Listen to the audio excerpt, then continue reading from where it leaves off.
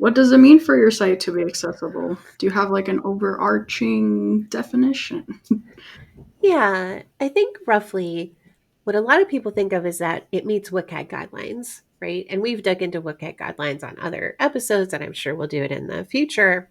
But there is things that you can do beyond the WCAG guidelines. The WCAG guidelines are really just a baseline. So there's all different kinds of best practices you can implement. But at the end of the day, a website being accessible just means that it can be used by anybody who happens to show up with whatever device or assistive technology they happen to be using. They're going to be able to use the website without any issues.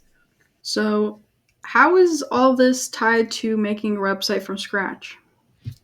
Yeah. So when you're getting started on a new website project, it is really important that you think about accessibility from the very beginning. And that's going to impact all of the decisions that you make about the website, who you hire to build it, if you're going to hire somebody to build it.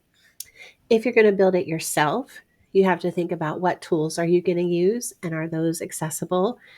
If somebody else is going to build it for you, they're probably in this day and age not building that completely from scratch. They're probably using a platform like WordPress, Drupal, Squarespace. They're using something as their platform.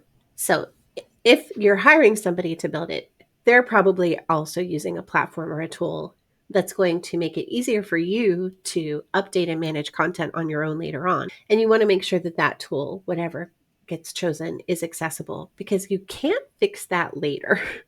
You have to start over again if you're going to fix it later. You can't build a site on one platform, realize that that platform isn't accessible, and just move it to a different platform. You can't easily migrate sites like that between different platforms. So you're going to have to start over. And the only thing you might be able to skip is if you did an extensive, like, custom design process first, where maybe you had a designer do some branding and choose some colors and do some mock-ups of some designs. That would be the only thing that you wouldn't have to start over on.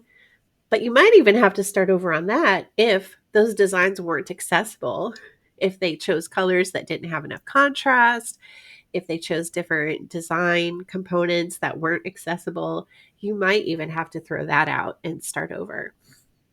So there's lots of different ways that the different stages of building a website, you have to think about accessibility and how that's going to come into the final product.